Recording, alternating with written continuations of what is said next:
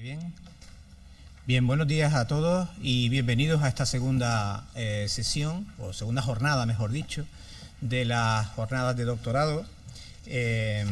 Tras el día de ayer en que tuvimos una muy interesante conferencia por parte de la profesora María José Guerra Palmero, que nos dio, digamos, o nos introdujo en las cuestiones de ética e integridad en relación a la investigación y su problemática, y que nos sirve como antecedente de lo que vamos a desarrollar hoy.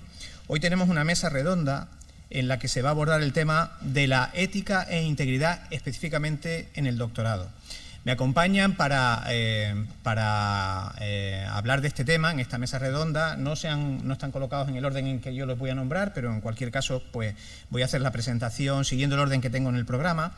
Me acompaña por una parte el doctor Esteban Pérez Alonso, que además de profesor de nuestra universidad es vicepresidente del Colegio de Médicos de Las Palmas.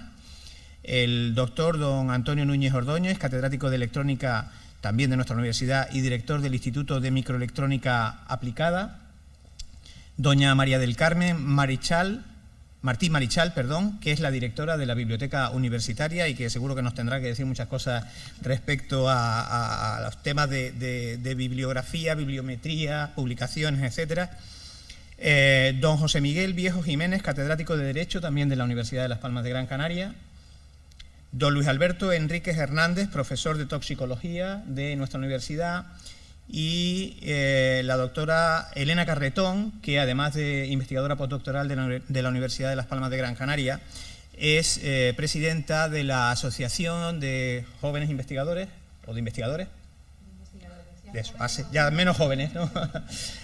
O sea que ya cabemos todos, efectivamente, de Las Palmas. Bien, a ellos, como a ustedes, se les han planteado una serie de cuestiones para la reflexión, una serie de cuestiones sobre las que creemos que debía, o alrededor de las que debía centrarse esta mesa redonda y este debate que esperamos que se establezca entre los miembros de la mesa y todo el público asistente. Las cuestiones, que no sé si están disponibles. Bueno, si no, yo de todas maneras se las leo y ellos las tienen, ustedes también disponen de ellas. Y las cuestiones a abordar son las siguientes. Primero, nos deberíamos preguntar si existe fraude en la investigación científica. Es una pregunta que a estas alturas casi que sobra, porque evidentemente que existe fraude en la investigación científica. Ayer hablábamos de ello. Nos han salpicado bastantes casos recientemente a nivel internacional y nacional, y yo comentaba específicamente el tema de una revista del ámbito de la medicina que había tenido que retirar un importante número de publicaciones porque no estaban contrastados los resultados. O sea que el fraude está claro que existe, pero también es cierto que tenemos la sensación muchas veces que no es una cosa cercana y sin embargo pues es bastante cercana. Comentaba yo ayer y lo volví a repasar por la tarde, yo di un número que no era correcto. Dije que alrededor del 95% de los investigadores declaraban que habían sido testigos de algún tipo de mala práctica en temas de investigación. No era el 95%, quizás sumándolos todos, porque estaba agrupado por diferentes, pues desde el mal uso de fondos hasta el plagio, pasando por diferentes malas prácticas, ¿no?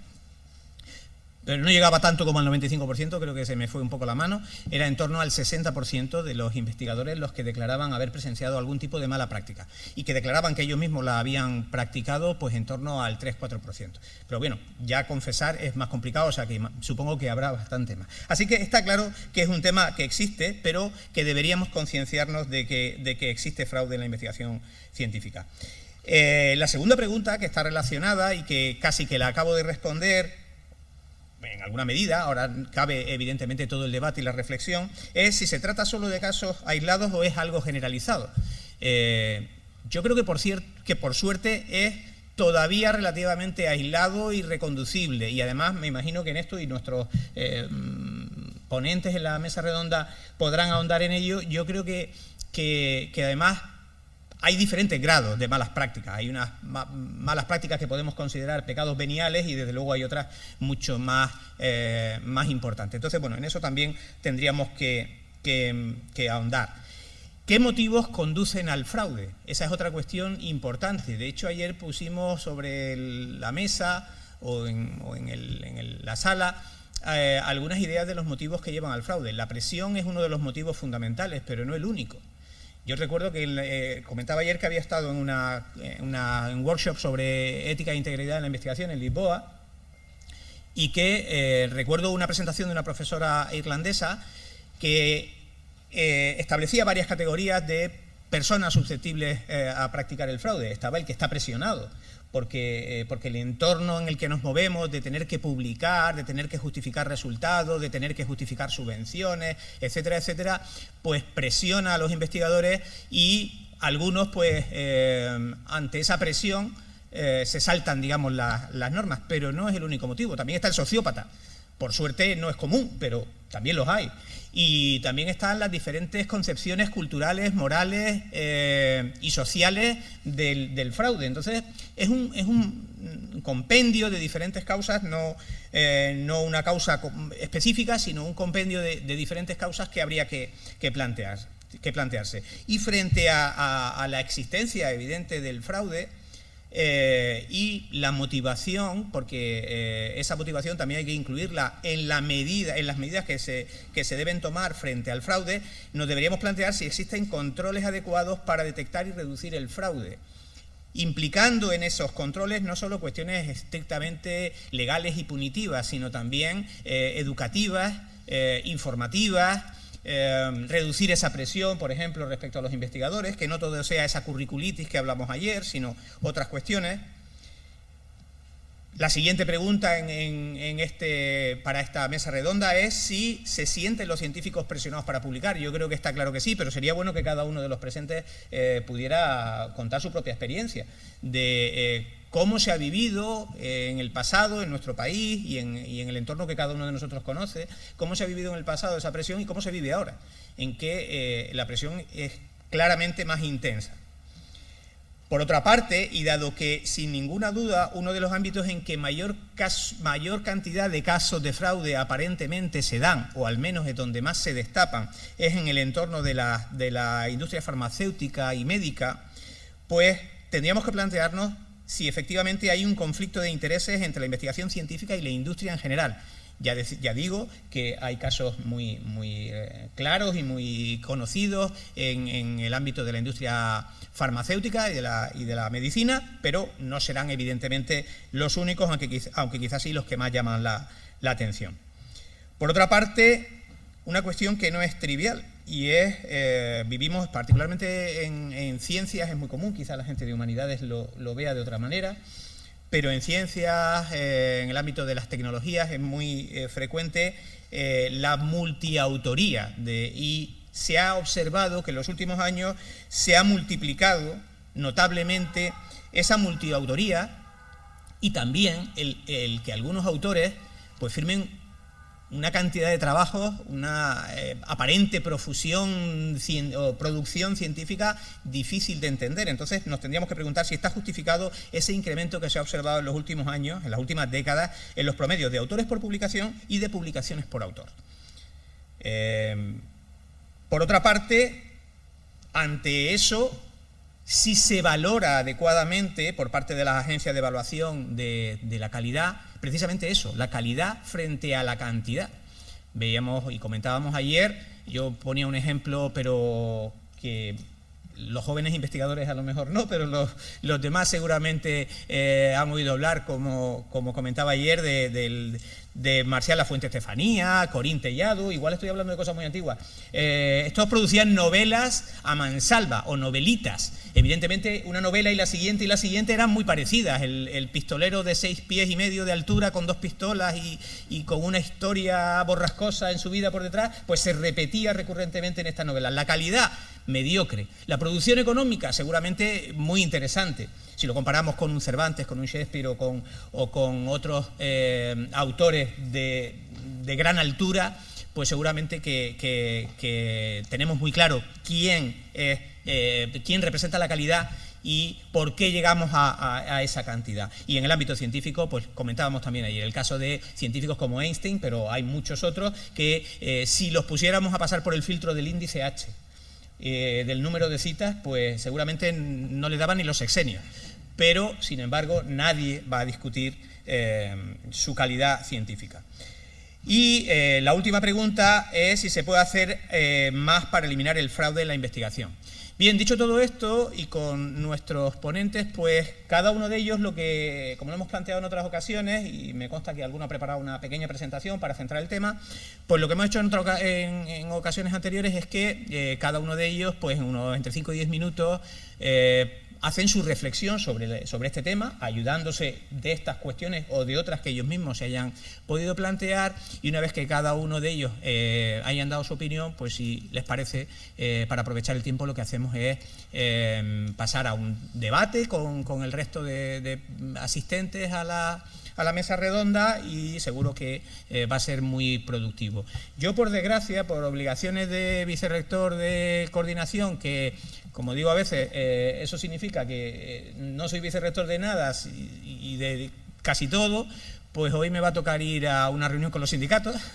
A continuación, a esa reunión tengo que estar a las 11, o sea que en una media hora o así les dejaré y continuará el director de la Escuela de Doctorado, Pedro Herráez, moderando la mesa redonda. Así que, como ustedes quieran, yo los he leído en un orden que es el que figuraba en el programa, pero quizá lo más razonable es que empecemos de izquierda a derecha, puede ser, o de derecha a izquierda, como quieran. Uno de ustedes rompe el fuego y los demás pues continúan y empezamos a hablar del tema. ¿Les parece?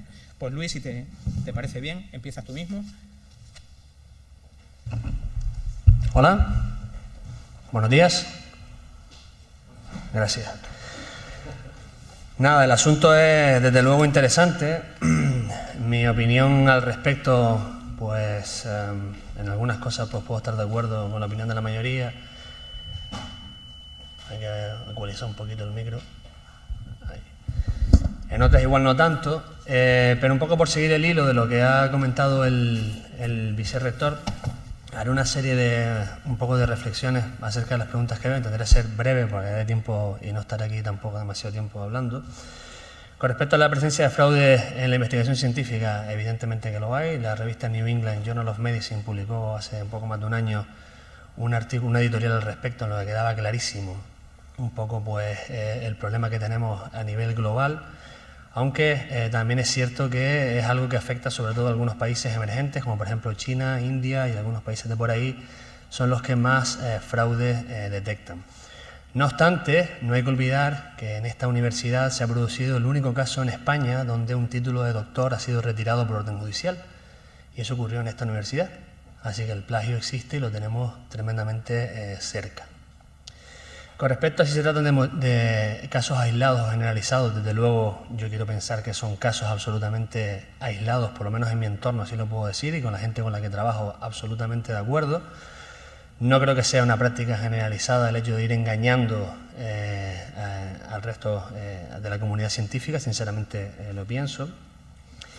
Desde luego pueden existir motivos para el fraude, no me compete a mí evaluar eso, seguramente pues alguno se podrá sentir presionado por el dinero que tiene que justificar o por el currículum que tiene que hacer, porque le sacan una plaza en 6 meses y tiene que tener 25 artículos en los próximos 6 meses. En realidad eso pues es una cosa que pues depende de cada cual y cada uno al final toma sus decisiones y es uno el responsable de un poco ver si vale todo en la vida, ya no solamente en la investigación, sino en general en la vida. Los motivos para el fraude, además, hay que tener en cuenta. El otro día, en una tesis en la que estábamos, teníamos en el tribunal a un editor jefe de una revista y la presión no solamente afecta a los investigadores, la presión también les afecta a las revistas. Se ven presionados por las editoriales para sacar X números al año y muchas veces pues, los propios editores son conscientes de que ni siquiera tienen la calidad suficiente y se ven obligados a cerrar números con artículos que tienen un poco menos de calidad de la que ellos mismos desearían. Hablamos en este caso una revista de Cuartil 1 del área en la que yo me muevo, y esto lo que quiero decir con esto es que no es una cosa que nos afecte solo a los de abajo de la pirámide, también afecta al otro lado de la verja, también pues les afectaría, en este caso a los que llevan las revistas. Controles yo creo que sí que los hay, yo creo que los revisores se toman en serio su trabajo. Yo por lo menos cuando me toca revisar un artículo suelo ser pues bastante serio, y no vamos a decir estricto, pero sí serio, evidentemente depende de la revista, depende un poco de lo que haya, pero uno siempre intenta ser lo más serio posible. Yo creo que la gente en general siempre intenta hacer las cosas lo mejor posible. No hay que olvidarse que en ciencia está todo en realidad escrito, escrito desde hace mucho tiempo. La lectura obligada de Descartes y del método científico, pues creo que debería ser obligatoria para todo alumno de doctorado, todo científico que se precie, porque esto tiene un orden establecido de hace más de 300 años conocido, así que aquí no es nada nuevo que inventar. La ciencia está bien hecha o mal hecha en función de que se respete un método que deberíamos seguir, pues básicamente todo. Hay algunas páginas web, hay una en concreto que se llama, lo tengo apuntado por aquí, el International Committee on Publication Ethics, o sea, el Comité Internacional de Ética de Publicación, cuyas siglas son COPE, no es la radio, sino en este caso esta página web, que les invito a que la visiten. Y luego hay una página que se llama PubPeer, donde uno puede hacer lectura crítica sobre los artículos que hay, de cualquier artículo. Incluso puede pedir reclamación y explicación a los autores. Con lo cual, y lo que quiero decir con esto es que sí que hay control. Lo que pasa es que hay que molestarse por controlar según qué cosa. Si en tu área se ve un artículo que no te cuadra, pues puedes pedir de manera anónima a través de plataformas como esta una explicación a los autores, pidiendo, por ejemplo, datos crudos o pidiendo, por ejemplo, pues cualquier cosa que se te ocurra. Así que yo creo que respecto a los controles sí que los hay. Lo que se sienten presionados por los científicos por publicar, pues evidentemente pues sí, en mayor o menor medida dependiendo de cómo uno se lo tome y del grupo en el que esté. Esto no voy a entrar demasiado aquí. Estoy de acuerdo con el vicerrector en que la calidad es lo que se sacrifica al final. Esto también es en todos los ámbitos de la vida, es decir, seguramente Luis Fonsi no se escuchará dentro de 50 años, pues probablemente la mayor parte de los artículos científicos que se generan hoy día no tendrán ninguna relevancia dentro de 50 años. Sin embargo, los Beatles los seguiremos escuchando dentro de 300 años probablemente, porque tiene la calidad suficiente para perdurar en el tiempo. Es un poco la consecuencia del mundo en el que vivimos, esto es inevitable, ¿no?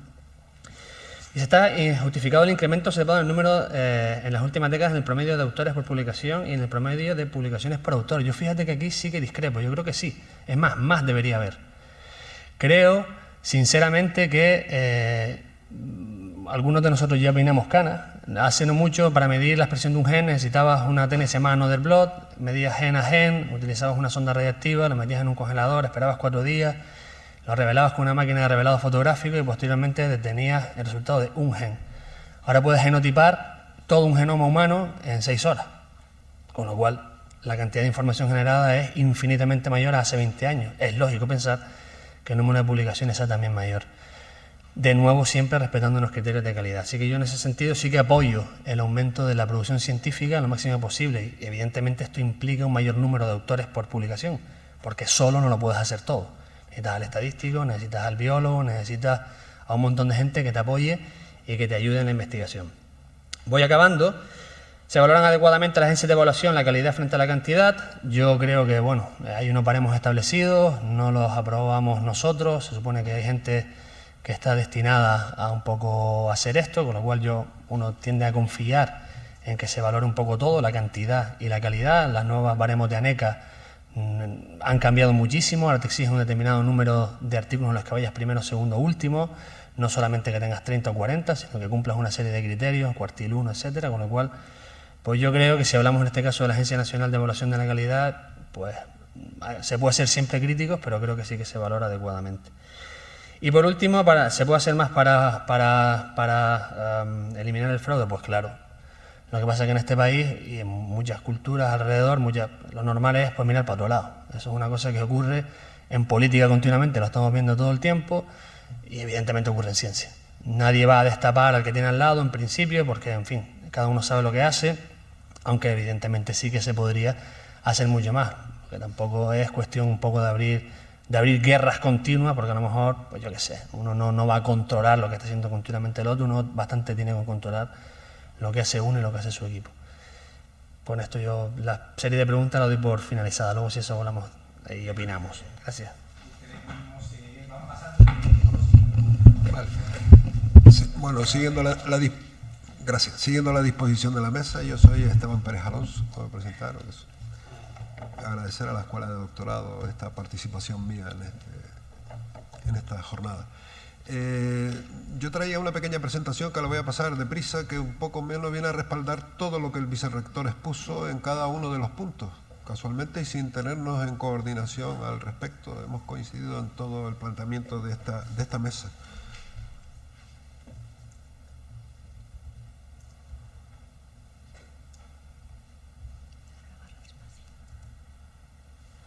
Bueno, yo creo que lo primero es, y centrándonos en el planteamiento inicial del vicerrector, ¿existe fraude? Pues sí, existe fraude, que es escaso, también es cierto, es escaso afortunadamente, pero no por ser escaso es menos importante. Es decir, cualquier fraude que se publicite es denigrar a todos los investigadores, a todos y cada uno de nosotros. Con lo cual hay que estructurar de forma que el fraude se reduzca al mínimo y, si fuese posible, hacerlo desaparecer de nuestra estructura.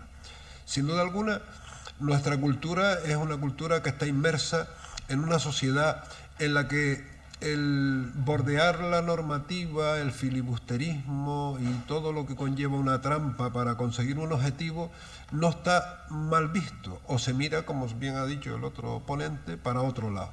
Con eso hay que erradicarlo. Lo que pasa es que erradicarlo es complejo, porque la ética, que es el arte de elegir la mejor conducta, en nuestro país, en nuestro entorno, no se ha desarrollado porque no es una asignatura que tenga valor curricular ni que se aprenda en las aulas. Se aprende con el ejemplo. Y el ejemplo muchas veces es complejo cuando los profesores y los maestros no son capaces de transmitir esos valores que dan lugar a la integridad del investigador y, a fin de cuentas, de la investigación. Es por ello que, atendiendo a que la naturaleza humana tiende a la transgresión y al poco cumplimiento de una normativa en su comportamiento social, es por lo que la Comunidad Económica Europea en el año 2005 establece que todos los países deben establecer un código de buenas prácticas en sus compromisos de investigación. Y es por ello que el Real Decreto, como todos conocemos, 99/2011, determina el desarrollo de las escuelas de doctorado y la culminación de los códigos de buenas prácticas. El código de buenas prácticas de nuestra universidad es el código más preciso y más prolijo, que deja muy pocas posibilidades a las fisuras de no tener un compromiso social en toda la actividad que se realiza en la misma, que obliga a los directores, tutores y doctorandos a un cumplimiento de unas normas estrictas para evitar todo lo que es el fraude y el plagio. Evidentemente, los códigos vienen a determinar una serie de deberes que tienen que cumplir todos los miembros que componen esa comunidad. Yo, en el Colegio de Médicos, que ostento la responsabilidad de presidente de la Comisión Deontológica, pues uno de los casos que se ha referido aquí, que ha sido la única tesis doctoral que fue refutada por una sentencia judicial, pues en el Colegio de Médicos lo vimos. Vimos ese caso, que aparte de plagio fue documentado como fraude científico, dos conceptos que tienen una trascendencia singular y que tienen un comportamiento también diferente.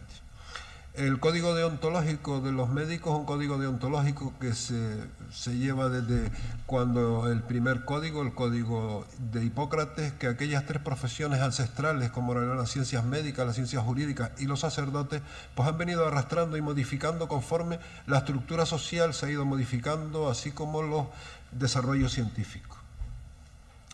No debemos olvidar todo lo que se ha hecho en nombre de la ciencia.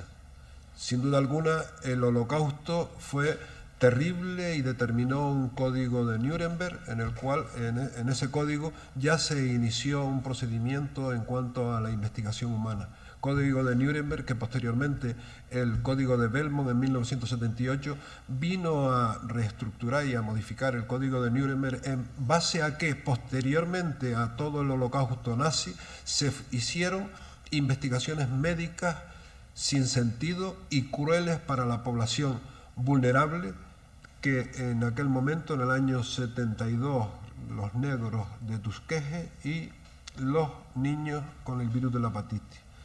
No sé si recuerdan la película El Fugitivo, en el cual había dos tramas, una trama que era de un asesinato, de que culparon a alguien que no lo era, pero había una trama donde discurría un fraude científico. Un médico que fue capaz de modificar unos resultados para obtener un beneficio económico. Hay pocas cosas que sean nuevas en la humanidad. Todo es clásico. Lo que pasa es que despunta en momentos históricos de forma diferente. Dentro del punto de vista de la deontología, como ven ahí ustedes, ya se ve reflejado todo lo que va a significar la ética de la investigación. Por ejemplo, son contrarios a la deontología médica, pues todo lo que ven ahí referido. Son contrarios también a la deontología ese, el gordo gordito, que por ser jefe de servicio tiene que estar en las publicaciones. Es decir, que el artículo 64 del Código Deontológico, en el cual no solo la investigación es determinante, sino también cuando se publican estas publicaciones. Cuando se publican estas publicaciones hay que tener una consideración en todas las investigaciones de ciencias de la salud, que es la confidencialidad de todos los datos que emanan de los pacientes. Aquí queda reflejado el conflicto de intereses, es decir, el conflicto de intereses es un conflicto en que los médicos estamos muchas veces presionados, pero ya no solo por la industria farmacéutica, sino también por los empleadores. Los empleadores son capaces de modificar la estructura de la prescripción para obtener un beneficio o unos mejores recursos. Qué duda cabe que la bioética vino a desarrollar y a implementar todos aquellos conceptos de la ética que teníamos, pero vinculados a ciencias biológicas.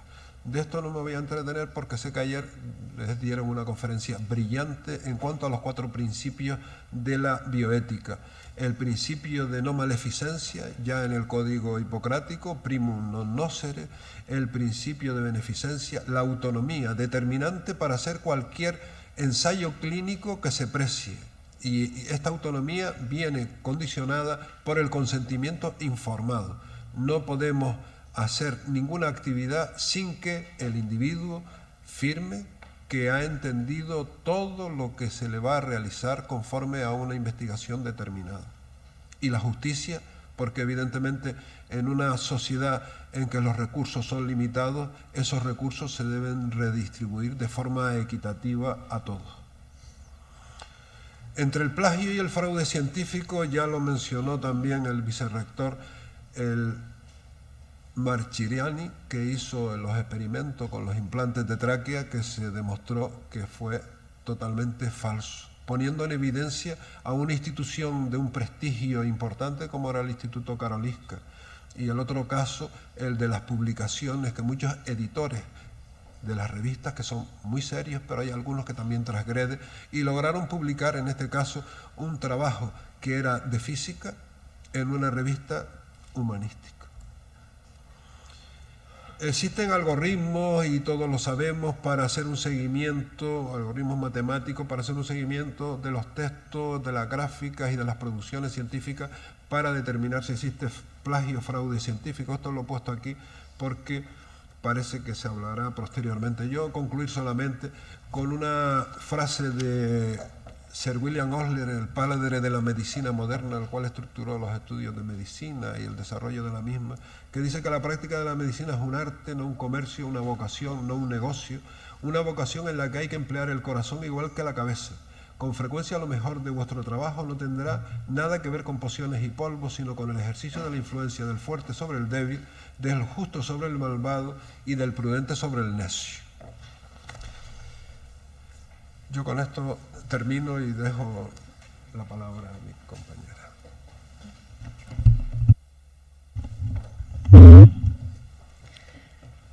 Bueno, pues la verdad es que según los compañeros van hablando, poco más hay que seguir añadiendo, porque queda todo bastante claro. Yo voy a dar un poco mi punto de vista desde investigadora postdoctoral, que ha pasado recientemente por una etapa como investigadora predoctoral. Y bueno, hasta ahora se ha estado hablando del fraude científico desde un punto de vista intencionado, pero tampoco nos podemos olvidar que el fraude científico también puede suceder de una forma sin intención, ¿vale? Es decir, cuando se realizan técnicas inadecuadas o cuando se interpretan los datos inadecuadamente, cuando se interpretan mal los datos. Esto también sucede, y sucede de una forma bastante frecuente. Se han visto en diferentes metaanálisis y estudios que han hecho que más de la mitad de los estudios que hay publicados de los ensayos preclínicos, por ejemplo, y otro tipo de estudios, la metodología que se ha llevado a cabo es imposible de reproducir. O sea, no se puede volver a llevar a cabo de nuevo, es imposible. Y esto es porque está mal explicado, está mal reproducido y además no ha llevado una metodología o una revisión exhaustiva. ¿Vale? Y esto es porque ha sido o bien ha llevado un mal cuidado, o sea, ha sido mal cuidadosamente revisado, o bien porque ha sido mal realizada la metodología del trabajo. ¿Vale? Entonces, respecto al fraude involuntario, esto puede ser llevado a cabo, por ejemplo, porque los investigadores, cuando empiezan su carrera, muchas veces no les da tiempo a realizar su formación, ¿vale? Su formación investigadora. Se empieza con muchas ganas y con mucha ilusión, pero obviamente no se tiene la formación. Y rápidamente se ven obligados a empezar a producir artículos, ¿vale? Porque rápidamente es una carrera vocacional. Es decir, nosotros cuando empezamos a investigar somos personas que lo que queremos es producir descubrimientos, ¿vale? Descubrir verdades y encontrar nuevos hallazgos científicos. Sin embargo, luego después lo que vamos a descubrir es que eso se va a quedar en un segundo plano y lo que nos van a exigir es que publiquemos. Nos vamos a convertir en fábricas de publicaciones y rápidamente nos vamos a ver obligados a trabajar, a escribir y a publicar. Y muchas veces esa fase de formación predoctoral inicial se va a suceder demasiado deprisa. Y como consecuencia, muchas veces va a suceder que esta etapa de formación nos va a llevar a unas metodologías inadecuadas o una mala interpretación de datos.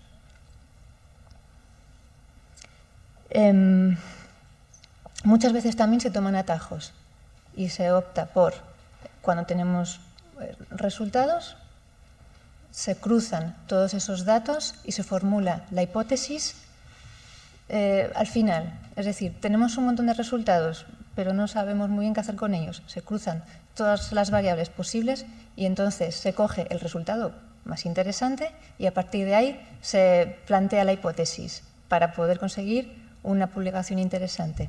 ¿Vale? Eso también es mala praxis y eso es fraude científico. Esto sucede también porque las revistas científicas no admiten los resultados negativos.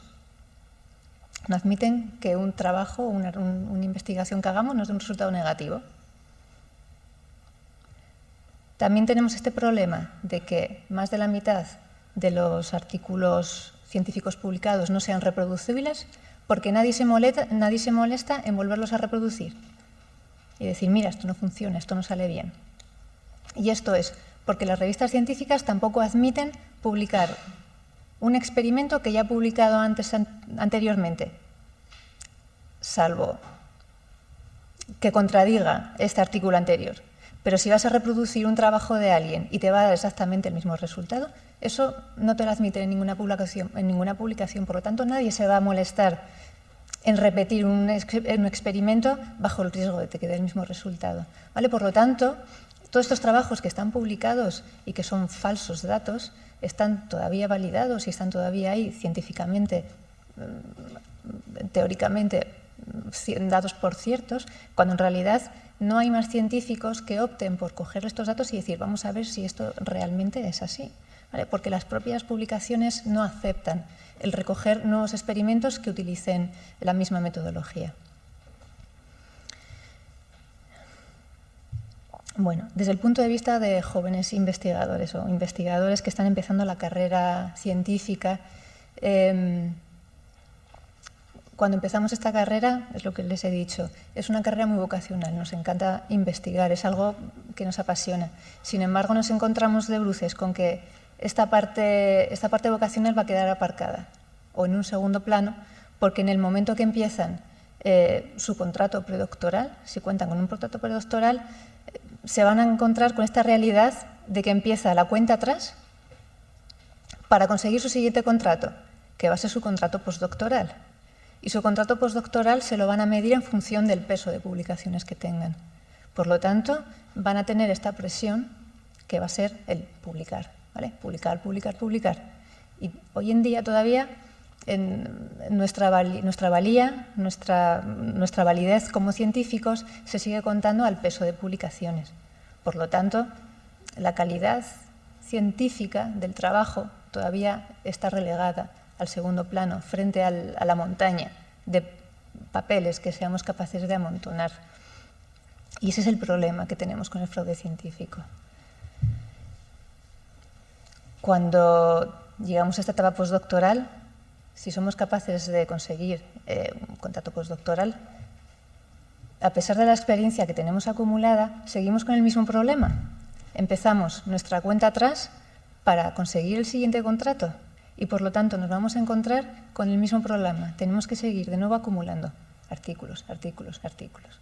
¿Vale? Y, de hecho, llega en ese momento que dicen, yo no sé, yo empecé a trabajar con esto con la ilusión investigadora y lo que veo es que me he encontrado en una fábrica de publicar, ¿no? de hacer artículos y de pedir dinero y bueno, es una profesión que además es muy competitiva y que requiere muchísimas horas de trabajo y esto conlleva a un agotamiento físico y emocional y eso también les lleva a cometer muchos errores durante la metodología, ¿vale? Cuando están trabajando muchísimas horas en el laboratorio, están 8, 10, 12 horas trabajando, pero al final ya los números bailan, las máquinas ya no saben lo que están haciendo con ellas, ya pipetean cantidades erróneas. ¿Vale? Entonces, al final, realmente los experimentos también son erróneos. Y eso también es fraude científico. No es un fraude voluntario, es un fraude voluntario. Posteriormente, estos resultados se van a publicar, pero van a ser resultados erróneos, van a ser falsos resultados, que posteriormente ustedes, otros científicos, también los van a utilizar como resultados ciertos, como resultados verdaderos. Y, sin embargo, son unas bases que no son reales y que van a ser los fundamentos de posteriores estudios. Y esto es importante y esto es grave, esto realmente es un problema grave que tendríamos que solucionar de alguna manera.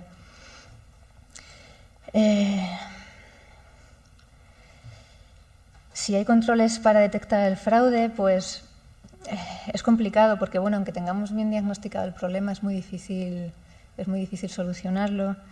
Tenemos este problema que la ciencia no sirve ser un artículo no es ciencia si está publicado en una revista revisada por pares. Se cuelan, como ya ha dicho Luis, en las revistas se cuelan muchos artículos que no están bien, ya sea porque los propios editores se ven obligados a colar artículos con baja calidad científica, o bien porque los propios revisores también son seres humanos que trabajan de forma altruista en su tiempo libre, que es escaso, y también pues, lo suelen hacer cansados y muchas veces a todo correr y probablemente también cometan muchos errores a pesar de la rigurosidad que muchas veces les llevan. Sí que es cierto que también se cuelan muchos, son capaces de pasar por alto muchos errores y aprobar muchos artículos que en realidad no deberían. Bueno. Respecto a si está justificado el incremento observado en las últimas décadas sobre el promedio de autores, yo añadiría lo que ha dicho Luis, es que además últimamente estamos tendiendo a aumentar las interacciones con grupos de trabajos a nivel internacional, a crear lazos, consorcios con países europeos, proyectos europeos, y eso también, por lo tanto, va a conllevar que el número de autores se multiplique. Entonces eso está bien, Entonces es lógico si el número de autores se multiplica en los artículos que se publiquen. ¿Vale? Lo que sí que es cierto es que habría que crear métodos para controlar el típico ponme en tu artículo que yo te pongo en el mío, que eso también sucede y eso sí que es pues un problema muy grave que tenemos.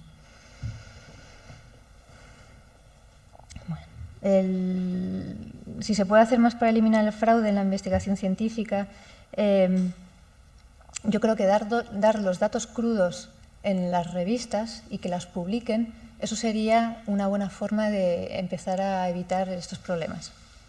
Además de publicar el artículo, sería publicar las tablas o publicar los datos crudos para que otros investigadores pudieran también verlos y poder replicarlos si necesitaran hacerlo, ¿vale? Para poder comprobar por ellos mismos que efectivamente ese experimento está bien realizado. También aceptar los resultados negativos de los estudios. Si yo hago un estudio y tengo un resultado negativo, que yo pueda publicarlo, para que esto anime a los científicos a que puedan realizar este tipo de estudios sin miedo, ¿vale? De forma que no se vean obligados, entre comillas, ya me entienden, que no se vean obligados a falsear o a exagerar o a manipular sus datos, que no tengan miedo de tener un resultado negativo y lo puedan publicar y la ciencia sea exacta y sea real. Y luego que se puedan repetir los experimentos. Si tú haces un experimento y te sale positivo, y yo lo repito y también me sale positivo, que también se pueda publicar, de forma que este valide el anterior, para que no haya miedo de repetir los experimentos. Es la ciencia supone repetir un experimento una y otra vez y que sea siempre el mismo resultado, eso es lo que valida. Y bueno, y luego pues mayor financiación para evitar todos estos problemas que tenemos de exagerada competitividad, ¿vale? Porque esto es realmente lo que está creando este problema de tener que estar compitiendo desde el día cero por el siguiente puesto, por la siguiente posición en la carrera investigadora. Si tuviésemos suficiente financiación para tener posiciones de investigación para todos, pues realmente no tendríamos estos problemas de competitividad tan absurda o tan exagerada. Pero bueno, esto ya es un poco una petición así muy loca, pero bueno, no imposible. Y bueno, y luego también la comunicación, la divulgación científica. Es muy importante que la gente lo entienda al hablar al público, porque a través de la comunicación científica, de la divulgación científica, siempre a través del público general, siempre es más fácil convencer al resto de la población, que en este caso es la población científica, para que esto cambie, ¿vale? Para que estas situaciones que obligan a los científicos a cometer este tipo de fraudes cambien.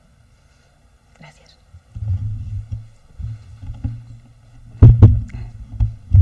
Buenos días. En primer lugar, me gustaría agradecer a la organización la posibilidad que se me da de participar en esta mesa, cuyo tema principal gira en torno a un tema de máxima actualidad y de máxima importancia.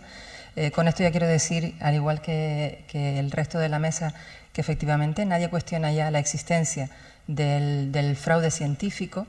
El fraude científico, por otro lado, no es algo nuevo, no es algo del siglo XXI, sino que es algo que se ha dado a lo largo de la historia, aunque en los últimos años y la multiplicación de documentos que han investigado y investigan sobre este tema, si lo ponen de manifiesto, estos casos se han hecho más visibles, probablemente por un doble factor. Por un lado, por la tecnología, que permite que cuando se descubre un caso de este tipo, desde el mismo momento en que se difunde, llega a todos los lugares del mundo, y también por la enorme cantidad de información que afortunadamente tenemos disponible en la red, información que crece en calidad y que quizás en esos momentos de agobio, de los que en muchos casos ya se ha hablado, favorece el que se cojan, se hagan propios documentos que no lo son, ¿no? Pero precisamente estos medios también lo que hacen es favorecer que se detecten antes este tipo de hechos. A mí me gustaría centrar un poco el tema. Cuando hablamos de fraude científico, realmente ¿a qué nos estamos refiriendo, ¿no? Parece que hay cierta coincidencia por parte de los autores y autoras que han investigado este tema en que tiene como tres patas, ¿no? Por un lado, todo lo que tiene que ver con la falsificación, la manipulación de datos para que favorezca la investigación que se realiza. Esta falsificación también afecta al hecho de que firmemos o permitamos que se firmen documentos en los que terceras personas no han participado, y también que hagamos nuestros documentos que encargamos a terceros.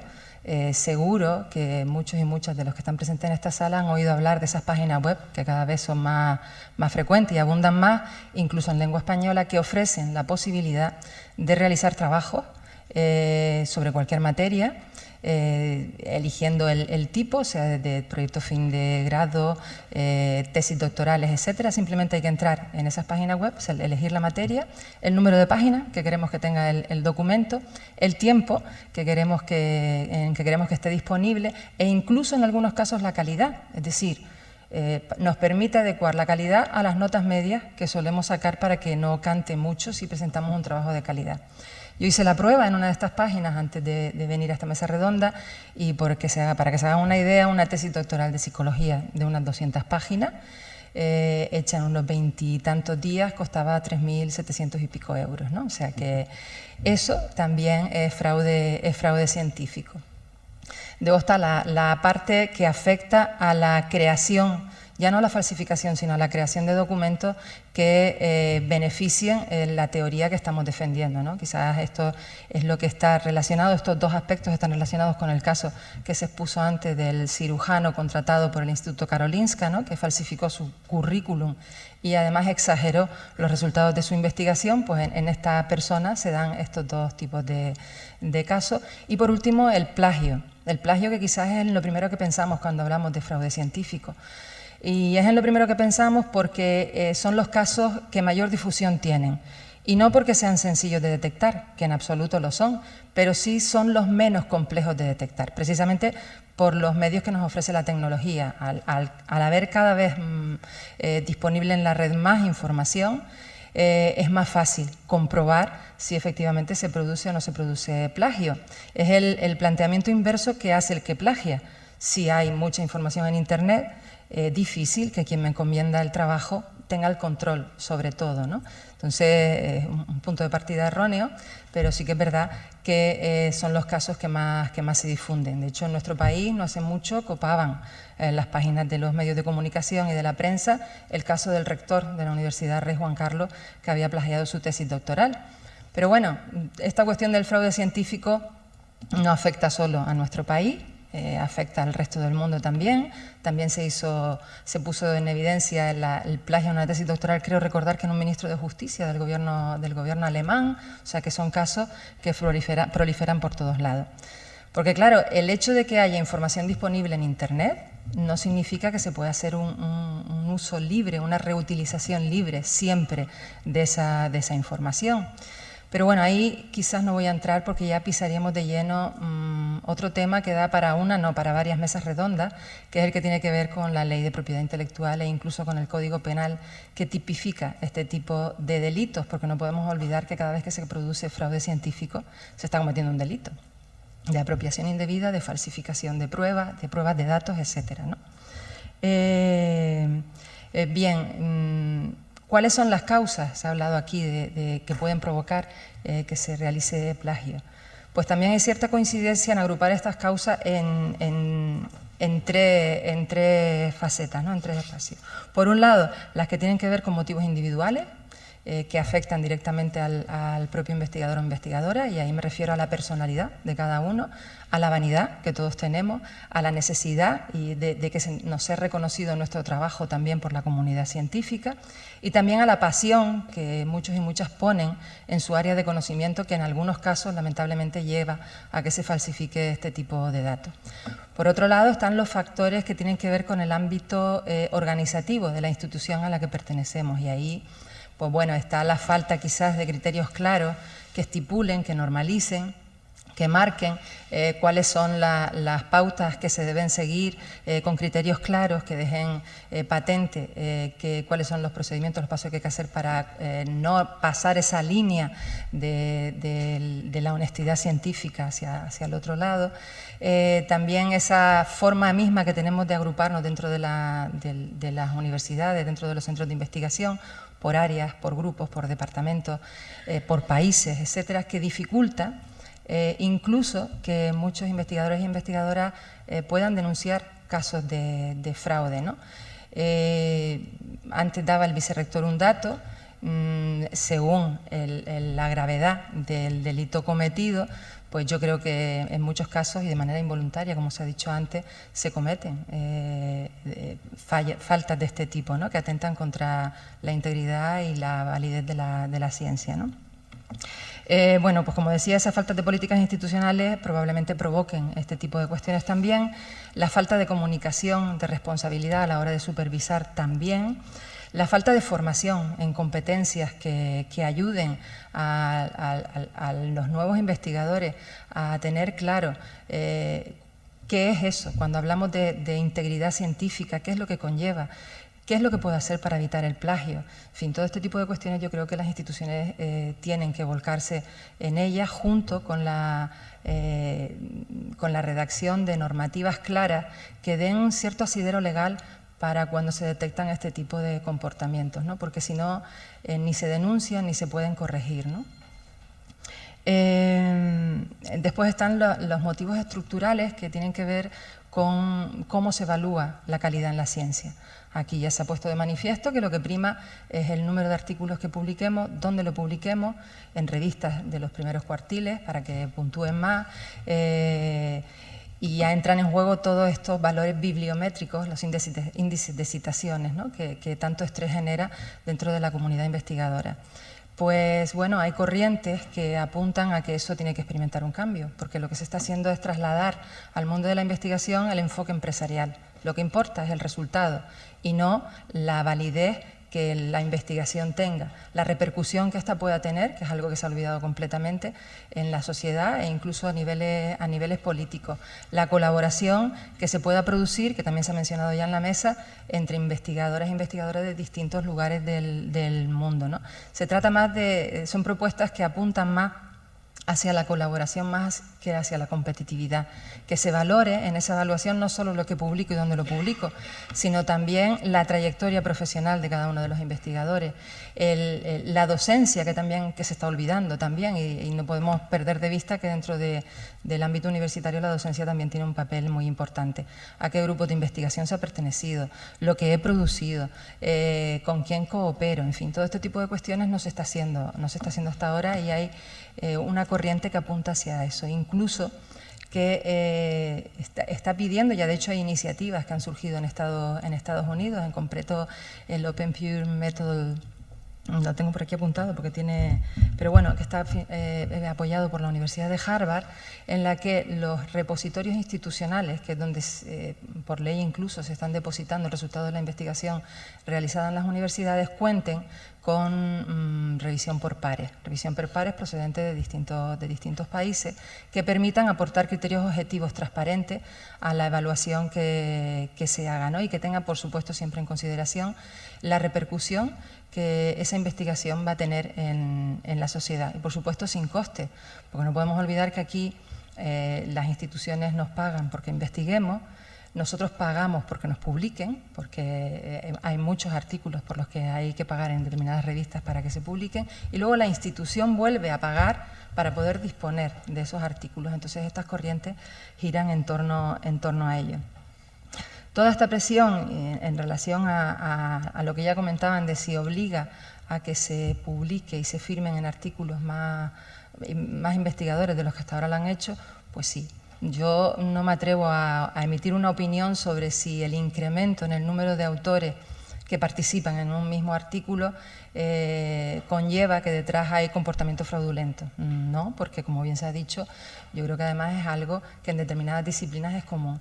Pero sí es significativo, en el último estudio que hace la IUNE del año 2016, que recoge datos del 2014, se pone de manifiesto que en el año 2005 el número medio de investigadores que participaban en un documento era de 7. En el año 2014 ese número ha pasado a ser de 21, o sea que ha habido un incremento considerable en el número de autores. No tenemos por qué pensar mal, pero seguro que se habrán dado casos de todos los tipos, ¿no? ¿Qué consecuencias suele tener el fraude? Pues consecuencias tanto para las personas como para las instituciones e incluso para la sociedad. Para las personas, pues tanto para aquella que es denunciada como para el que denuncia. La que es denunciada porque bueno, ya genera sospechas sobre todo su ámbito de investigación de aquí para atrás, porque es sancionado, es apartado incluso del mundo de la investigación, y para el que denuncia, porque normalmente suele ser estigmatizado. De ahí porque, bueno, si denuncias a un compañero que forma parte de tu grupo de investigación, esa denuncia repercute sobre tu grupo de investigación, repercute sobre tu universidad, repercute sobre tu país. En definitiva, se ve manchada, ya se generan dudas sobre el trabajo que se puede estar haciendo. Y luego en la sociedad, porque evidentemente genera dudas sobre la labor que la ciencia está haciendo, ¿no? Si realmente no hay intereses detrás, como se mencionaba antes, y era uno de los puntos que se nos planteaba, si hay intereses o no económicos detrás por parte en concreto de las farmacéuticas, ¿no? Pues ya se genera dudas al respecto. ¿Qué podríamos hacer en este sentido? Pues recomendaciones hay muchas. En primer lugar, pues bueno, establecer una conciencia clara de lo que es la honestidad académica, que vaya acompañada de un programa formativo a todos los niveles que marquen precisamente cuál es el camino que hay que seguir y marque esa línea roja que de ninguna forma se permitiría pasar. Reconocer, por lo tanto, cuáles son los pilares fundamentales de la investigación científica, todos aquellos de honestidad, transparencia, rigor, valor, justicia, responsabilidad social, etcétera. Desarrollar políticas y normativas claras que jerarquicen el tipo de fraude que se puede cometer en función de las repercusiones que éste tenga y, por lo tanto, también que venga acompañado de las sanciones que se estimen convenientes en cada caso. Como ya digo, esto es importante para que haya un asidero legal a la hora de poder actuar. Esta política conllevaría también que hubiese órganos en las instituciones, algunos ya cuentan con ellos, que estudiaran los casos de fraude o las sospechas de casos de fraudes que se pueden producir en cada institución y, por supuesto, todas estas medidas tendrían que venir ayudadas de una dotación económica que permitiera ponerla en marcha. La formación, insisto, es imprescindible. Si no hay formación, difícilmente puede cundir el espíritu de la transparencia y de la honestidad. Ahí la biblioteca, ya en la parte que me corresponde, pues bueno, en los cursos que impartimos y organizamos y que van dirigidos a la totalidad de la comunidad universitaria, incorporamos siempre una parte relacionada con el plagio, con cómo evitar el plagio. Hablamos de la honestidad científica y bueno, y seguiremos trabajando en esta línea con campañas que propugnen también el trabajo en esta línea y el evitar que estos factores se sigan produciendo. Se hablaba antes de que nuestra universidad cuenta con un código ético, esa es otra de las recomendaciones que se hace, que existan en las instituciones un código ético que permita ajustarse a él. Yo lo único y es una sugerencia que hago, ese código ético está incluido en el reglamento de las escuelas de doctorado y yo creo que tiene que ser algo que afecte a la universidad en su conjunto y no solo al doctorado, ¿no? La ética es algo que afecta a la totalidad de la institución, independientemente de si se es alumno de doctorado, de si se es investigador o si se es incluso personal de administración y servicio. O sea que debería ser una norma que afectara a la totalidad de la comunidad universitaria. De hecho, hay universidades que ya cuentan con una declaración, se llama algo así como declaración de honestidad o de integridad científica, que firman todo el alumnado cuando se inscribe en ella, ¿no? En el que se compromete a no hacer un uso fraudulento en sus trabajos de investigación ni en los exámenes. Yo creo que esto no solo debería afectar al alumnado, debería afectar a la totalidad de la comunidad universitaria para que sea efectivo.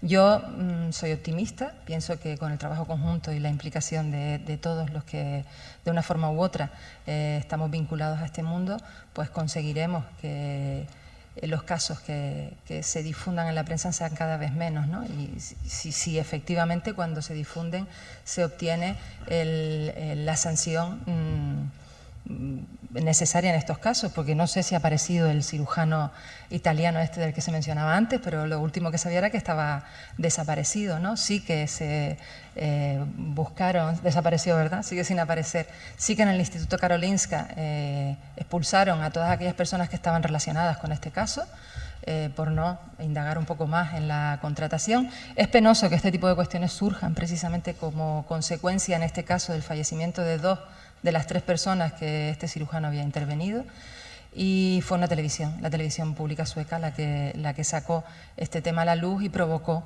que el propio Instituto Karolinska, que recordemos que es la cuna de los Nobel, pues investigara este asunto. Bueno, yo sin más sí que quería insistir en que, bueno, el personal de la Biblioteca Universitaria está dispuesto a colaborar en todo este tipo de cuestiones, no solo en todo lo que afecta a la difusión de la ciencia, sino, por supuesto, en asesorarles y informarles en todo aquello que pueda conducir a que este tipo de fraude científico en nuestra universidad sea una anécdota del pasado. Muchas gracias.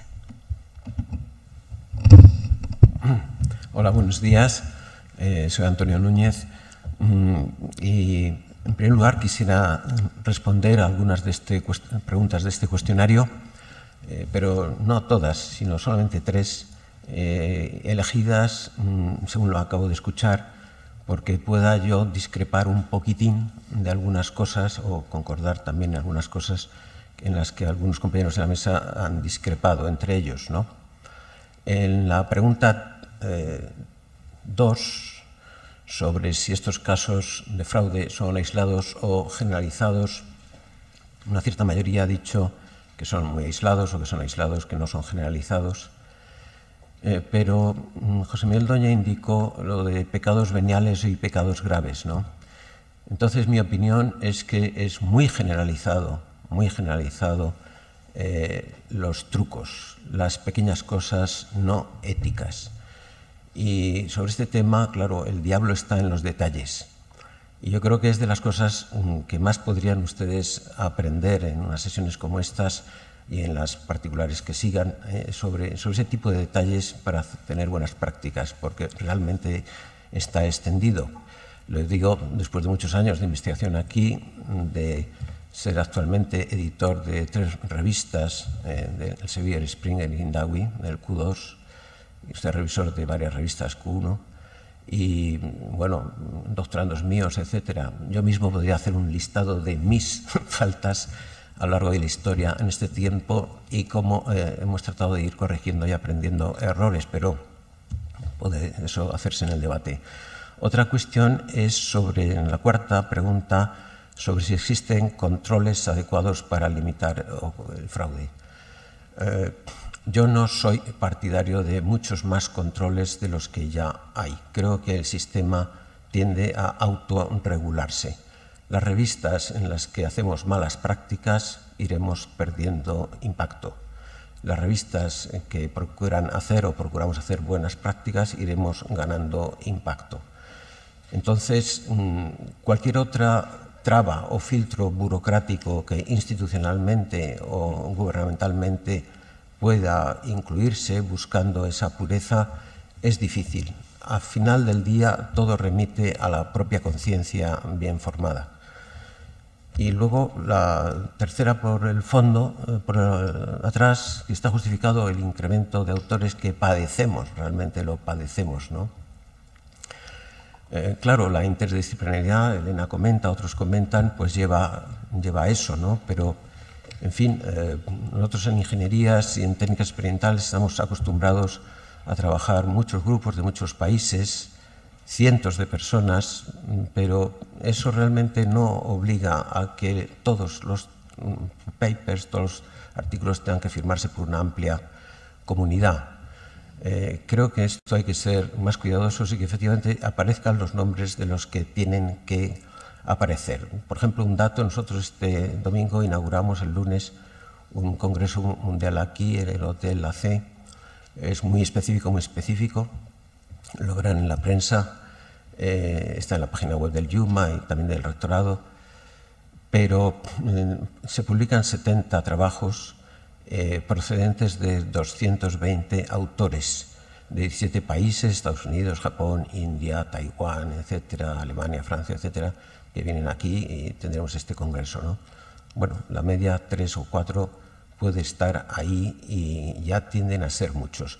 Sin embargo, me consta que participan 18 o 20 centros de investigación de empresas fabricantes de circuitos industriales, otros tantos de grandes centros estatales de investigación y muchas universidades. Y me consta que esos trabajos responden en el fondo al trabajo de muchos cientos de ingenieros o de personas, pero realmente las más adecuadas hay que ponerlas y otras están en la afiliación de los autores. En la afiliación de los autores, si este señor ha hecho esto en el IUMA o ha hecho esto en el IOCAG o ha hecho esto, hay ahí un reconocimiento a todo lo que supone mantener en pie esa estructura y esas personas. Bueno, es mi opinión, lógicamente, ¿no? Lo que sí, volviendo un poco al tema, quisiera decir, vamos a ver, 3 cositas más o menos generales, que me parece que no está de más repetir, y luego alguna cosita concreta, más concreta. La primera cuestión, que creo que no es superflua, aunque lo habrán escuchado muchas veces y ustedes ya han tenido ayer una amplia sesión sobre estos temas, es que hay que hacer el bien y evitar el mal. Tan sencillo como eso. Y que esto todos lo sabemos, no sabemos cómo lo sabemos, pero todos lo sabemos. Entonces, esto también tenemos la conciencia, que es una norma inmediata de acción. Nunca podemos actuar contra la conciencia. La conciencia nos indica cosas que a veces no nos gusta hacer o nos cuesta trabajo hacer.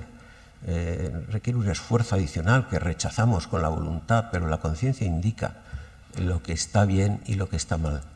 El problema que tenemos muchas veces es cómo formarnos, cómo educar esa conciencia, porque al final y al cabo venimos al mundo sin nada. Bueno, exactamente sin nada no, venimos con nuestra naturaleza y eso nos da una pista de por dónde podemos ir formando esa dignidad, ¿no? Y con luego estudio, con formación, lo ha dicho Elena, lo ha dicho Mari Carmen, lo han dicho todos, formación con charlas como estas, como la de ayer, como jornadas como estas, por lo menos plantearnos el problema, por lo menos elaborar pensamiento propio, nuestras propias conclusiones. Bien, no todo vale, no todo vale, hay códigos. Aunque no tuviésemos conciencia, aunque nuestro único interés fuese el lucro, la corrupción, el escapar, el salir adelante, aunque fuésemos así desalmados y despiadados, luego el sistema tiene reglas. Y si uno viola las reglas, está fuera del sistema. En particular, está fuera de la comunidad científica internacional. Te dan bola negra. Y esto es importante porque se ha dicho aquí que mancha a la institución y contamina al resto de investigadores de, por ejemplo, la Universidad de Las Palmas, ¿no? Una referencia que creo importante dar es esa referencia a por qué hay que ser ético. Pues por la dignidad común. Es a compartir la naturaleza humana que tenemos, pues por la dignidad de la naturaleza humana. Esto en fútbol, si se acuerdan de los árbitros, aquel árbitro calvo de la FIFA que decía, en fin, we see more y tal y cual. Y, la gran palabra gurú es respect, respetar. Y por un respeto a la comunidad científica internacional, a nuestros pares, a los que nos leen, a esa dignidad común de seres humanos que tenemos, pues hay que decir la verdad y ser veraces y poner los repositorios para que los datos se puedan reproducir, etcétera, y señalar, como se han dicho, las limitaciones, el alcance de una investigación, si ha sido un experimento diseñado o no ha sido un experimento diseñado, sino ha sido un experimento y aquí están los resultados, etcétera. Otra referencia importante es otra dignidad, es la propia naturaleza de la ciencia. Por lo menos en ciencias técnicas y experimentales tratamos de aproximarnos a la verdad de las cosas, a la realidad de las cosas, tal como se perciben. No vamos a hacer planteamientos ahora kantianos, pero esto está por descontado en la física, etcétera, ¿no? Bien, pues si queremos llegar a tocar la realidad de las cosas, esa verdad que tienen en sí mismas, pues eso es lo único que va a facilitar el progreso de la comunidad científica internacional. Y ese esfuerzo por alcanzar la realidad, la verdad, exige un esfuerzo de veracidad muy importante. Cualquier cosa que se desvíe de ahí induce a muchas confusiones, mucho dinero perdido, muchas pistas perdidas, mucho desastre, ¿no? Tocaré alguna cosita concreta, pero para simplificar, bueno, ¿qué les puedo decir para que se lleven? Antonio, me he quedado con algo, una sola cosa de esta intervención. ¿Qué podría ser esa sola cosa que al salir de aquí se lleven? Pues no los detalles, efectivamente. Hombre, a mí me gustaría que se llevasen los detalles, porque el resto... pero en fin, porque es lo más práctico. Pero una sola cosa, ¿qué podría ser? Pues esa sola cosa podría ser simplemente pedir consejo, consultar. Hay gente más senior en todos los grupos, hay gente que ya ha pasado por muchas situaciones, hay gente que ha cometido muchos pecadillos veniales y se ha corregido, hay gente que tiene mucho recorrido y es bueno comentar, es bueno consultar Es bueno pedir segundas opiniones, no solo una, segundas opiniones. Es bueno incluso consultar al comité correspondiente de ética de una institución o de un grupo, etc. Eso es al final del día lo más práctico, porque como toda moral, como toda ética, esto está con algunos pocos principios básicos, que ya los he dicho, y por otro lado con mucha casuística, porque las circunstancias, el fin, el objeto, lo que se pretende en los medios, todo juega un papel que hay que analizar. Y ese detalle concreto, que es el único ámbito en el que se puede emitir un juicio certero, pues exige el consultar, el pedir opinión.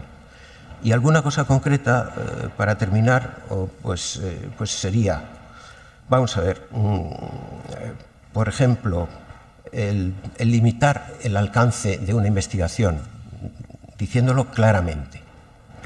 Esta investigación pretende esto, hemos hecho esto y esto otro no lo hemos hecho. Y no vale el truco de decir trabajo futuro o líneas abiertas de esta investigación que dan estas y estas y estas, y uno pone allí un rosario de cosas que no tienen nada que ver con lo que realmente se ha producido. Hay que limitarse, constreñirse mucho en eso. Otra cosa es el autoplagio. Vamos a ver, el autoplagio. Claro, tenemos la presión de publicar mucho, entonces pues uno, el mismo paper, lo coloca en 5 revistas sin avisar a los editores lo descubren, etcétera. Hemos descubierto cantidad de estas cosas. Yo mismo, en un congreso en San Francisco, el chairman del congreso enviaba al congreso un paper que ya había publicado en otro sitio. Entonces tuve que avisar discretamente al vice chair de la situación y, bueno, pues lógicamente el chairman del Congreso hizo un withdrawal, retiró el artículo y, bueno, pues no pasó nada. Se aprendió la lección, pues se evitó también el escándalo, etcétera, y de una institución importantísima, ¿no?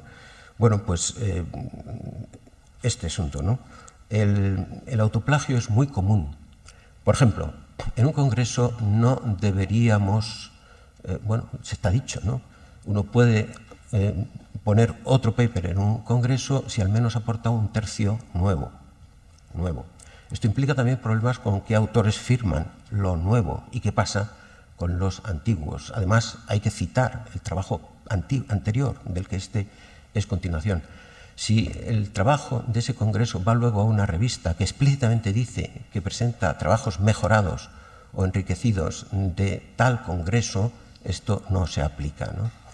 En una revista normalmente no se acepta un paper que no aporte más del 50% de novedad en el contexto, con la obligación, por supuesto, también de citar el previo, el paper previo que se pueda chequear y resaltando muy claramente qué es lo nuevo, ¿no? Otra cuestión, es tremenda la cantidad de errores que se cometen, son el copiar figuras de otros sin citar. Bien, esto está muy mal. Además, se pueden publicar figuras de otros, pero hay que pedir permiso de copyright y pedir permiso al editor, no al autor, ¿no? Es una práctica común y eso no está mal. La manera de hacer esto es reproducir la figura con los propios medios y en cada curva, en cada gráfico, en cada punto, poner una nota diciendo referencia tal, ¿no? De hecho, esto es muy buena práctica para comparar determinadas curvas de otros autores o determinados datos con los nuestros propios, ¿no? Bien, bueno, pues hay que citar adecuadamente. Y por último, quizás dejo algunos temas más, el orden de autores. El orden de autores es un tema muy importante, sobre todo si además yo sostengo que no debe haber muchos. Tampoco estamos ya en una época un poco pasada en la que, por ejemplo, grandes catedráticos, yo lo padecí y tengo gran admiración por mi jefe, pero en su momento, cuando estaba de meritorio, uno de mis primeros trabajos que yo hice entero, dibujé entero, calculé entero en ordenador, prácticamente redacté entero, no me dejó mi jefe ser autor. No me dejó mi jefe ser autor, era una especie de prueba de lealtad. Esto era muy común en la España de los años 70 y en el mundo de los años 70, ¿no? En los meritorios. Bien. Entonces, bueno, después resulta que a lo mejor te gratifican con aparecer en otro trabajo del que no has hecho mucho, pero ya estás dentro del grupo. Bueno, estas prácticas eran muy extendidas y ya no son así. el primer autor debe ser el autor del trabajo, el segundo autor es también muy importante, el último autor es también muy importante y de alguna manera va vinculado a todo el grupo y a la afiliación del resto de autores que se omiten. Antes también se daba crédito poniendo una nota diciendo conversación particular con fulanito de tal, aunque no se ponía como autor. Ahora la práctica más corriente es ponerlo en agradecimientos. Hay también que dar el agradecimiento debido a los sponsors, a los patrocinadores, etcétera, etcétera. Y cuidado también con las citas. Las citas tienen que ser solo las pertinentes, salvo que el paper sea un paper de un survey o un overview o un trabajo de tipo general, casi un tutorial, pero eso hay que explicarlo, las revistas no los aceptamos, a no menos que haya una sección de letters o una sección de surveys o una sección. Tienen que ser normalmente trabajos originales, íntegros y no tanto surveys, a no ser que se soliciten. Bien, dejo muchas cosas, me gustaría dar, si fuese el caso, luego pues algún decálogo para revisores de muchos pecados veniales que cometemos los revisores y también para ilustración de los autores, pero en fin, ya hemos consumido nuestros minutos, paso el turno al siguiente. Buenos días, mi nombre es José Miguel Viejo y creo que soy el único representante de las humanidades en esta mesa. Además me toca ser el último y esto tiene un inconveniente y es ¿qué puedo yo añadir a todo lo que se ha dicho? Me parece que quienes me han precedido en el uso de la palabra han identificado con brillantez los problemas implicados en el tópico que hoy nos reúne, ¿no? El fraude en la investigación científica. Yo había preparado una respuesta a todas y cada una de las preguntas que nos habían propuesto los organizadores, a los cuales agradezco el que hayan contado conmigo, pero me parece que a estas alturas responder sería abusar de su paciencia, sobre todo porque, sinceramente, no se me ocurre nada nuevo que decir. Por eso, mientras estaban interviniendo, me han venido a la cabeza dos ejemplos en el ámbito de las humanidades, que les propongo para la reflexión, también en un tono un poco más distendido después de todas las cosas serias que se han dicho al final de esta mesa redonda. El primer ejemplo nos traslada al siglo IX de nuestra era. En todos los manuales de historia del derecho hay un capítulo o un apartado dentro de un capítulo que se titula o bien Pseudo Isidoro o bien Taller Pseudo Isidoriano. Con esta etiqueta, en la bibliografía internacional se hace referencia a un fenómeno de fraude científico que tuvo un alcance enorme. Una serie de personajes, probablemente eclesiásticos, probablemente monjes, aunque no se sabe muy bien, porque este es un tema abierto a la investigación. Si alguien quiere, aquí tiene una tesis doctoral. Es difícil realmente el tema, pero es un tema apasionante. Que hacen un trabajo de investigación científica encomiable para lo que es el siglo IX en Europa, y a partir de una serie de verificaciones y comprobaciones hacen un segundo trabajo menos encomiable de falsificación de textos normativos, textos legislativos, utilizando distintas técnicas, muchas de las cuales han salido aquí. La más común que utilizaron fue precisamente la de construir textos en mosaico. Nosotros llamaríamos plagio, control-C, control-V, control-C, control-V, aunque a base de manuscritos. Construyeron textos, no se inventaron nada, y los pusieron en circulación con etiquetas prestigiosas. Papas de los primeros siglos, juristas famosos, y elaboraron unas colecciones que tenían un propósito político muy claro y que fueron recibidas en toda Europa y cuya veracidad no se descubrió hasta el siglo XV de nuestra era. En el siglo XV de nuestra era, gracias al humanismo, pues en Italia se discutió mucho sobre estos textos, algunos de los cuales son muy conocidos. La donación de Constantino, a lo mejor les suena, la donación de Constantino. Y se dieron cuenta de que los del grupo del pseudo Isidoro se habían sacado de la chistera una cantidad de material notable, que había determinado el sentido de las legislaciones civiles y eclesiásticas en toda Europa.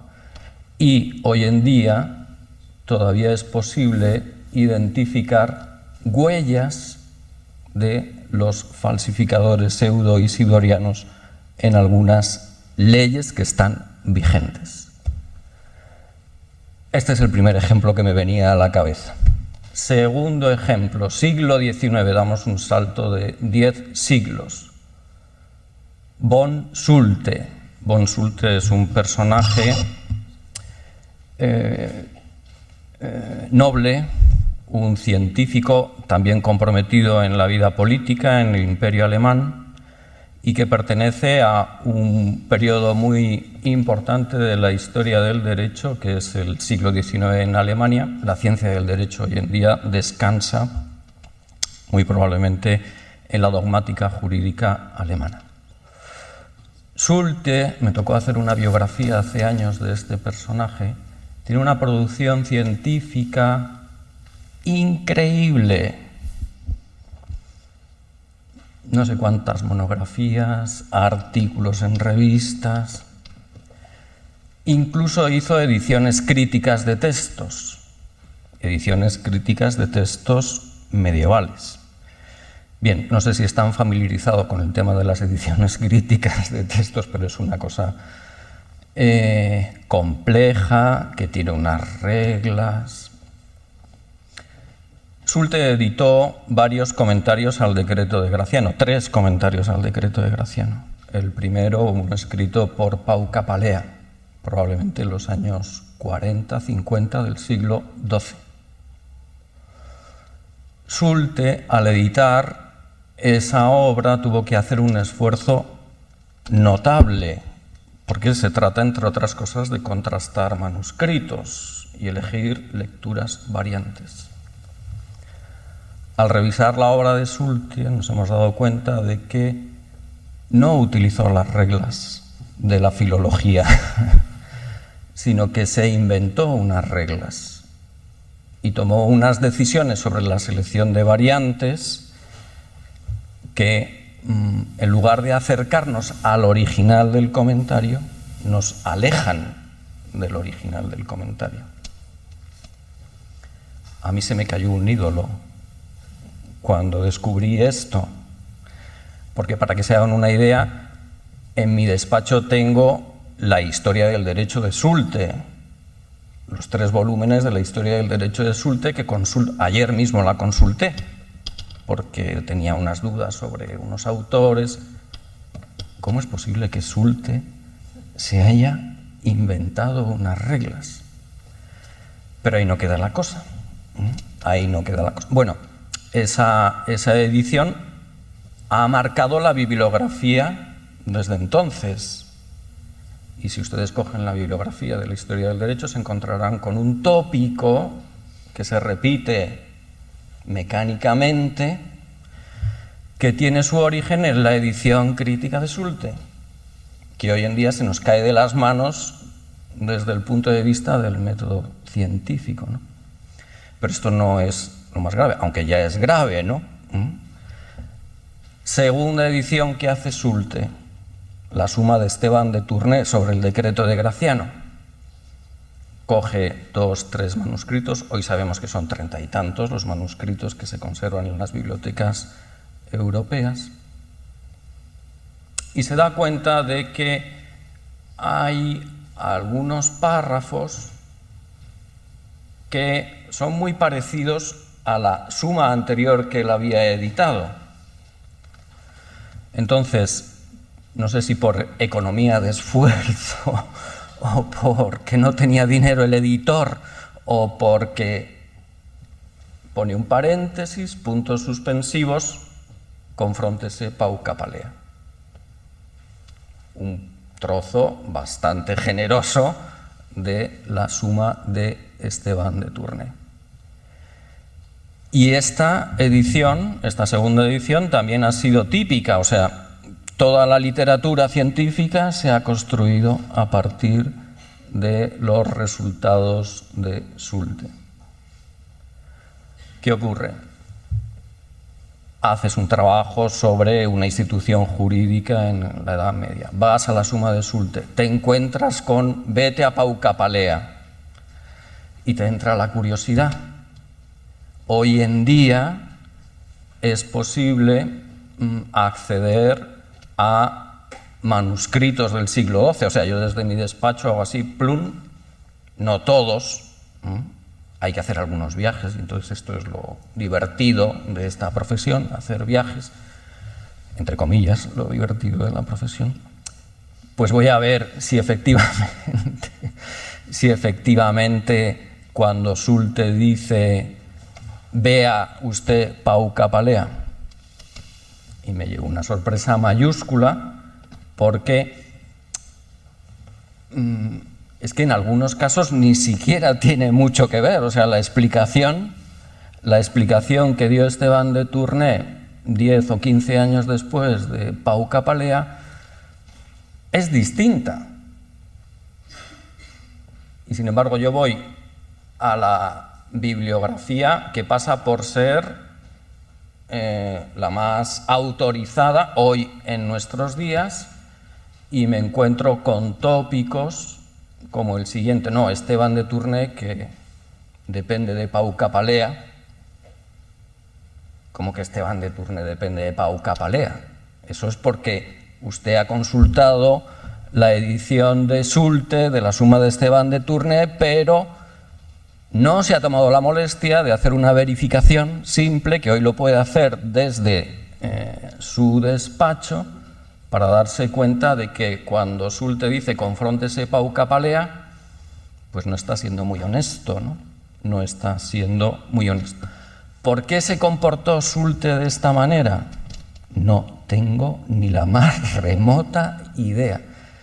Porque es que no necesitaba absolutamente nada, no necesitaba, no tenía necesidad. Uno ve la producción bibliográfica de este hombre y se quita el sombrero, porque realmente es que hay cosas que a mí me sirven como punto de partida todavía en mi trabajo.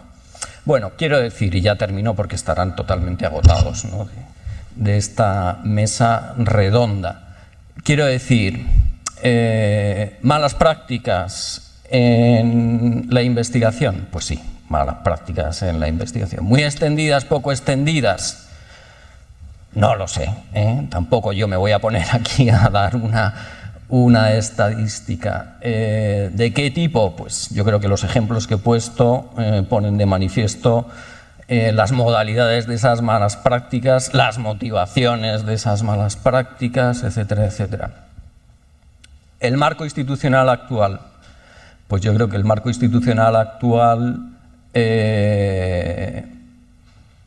permite el identificar perfectamente estas cuestiones, ¿no? Y si hubiera que implementarlo de alguna manera, yo estoy totalmente de acuerdo con la última intervención, no creo que sea cuestión de hacer más papeleo, más creo que es suficiente. Sí que incidiría en el tema de la formación, el tema de la formación que también ha salido en todas las intervenciones anteriores. Y en este sentido, permítanme terminar pues dando mi felicitación a la Escuela de Doctorado por promover unas actividades como estas que nos reúnen aquí esta mañana.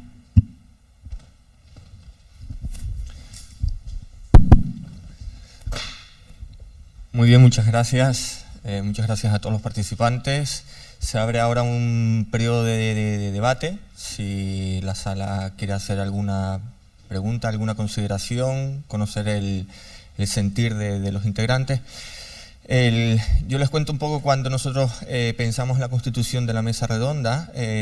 Intentamos cumplir, por un lado, dos principios. Uno, que estuviesen representados distintas áreas del conocimiento para que diesen una visión particular de cada una de las cuestiones que se le estaban planteando, y por otro lado también que tuviesen distintos rangos de edad, por así decirlo, para ver si determinadas cuestiones que nos llevan al tema de nuestros procederes se ven sometidos a temas de desarrollo o de juventud, por así decirlo.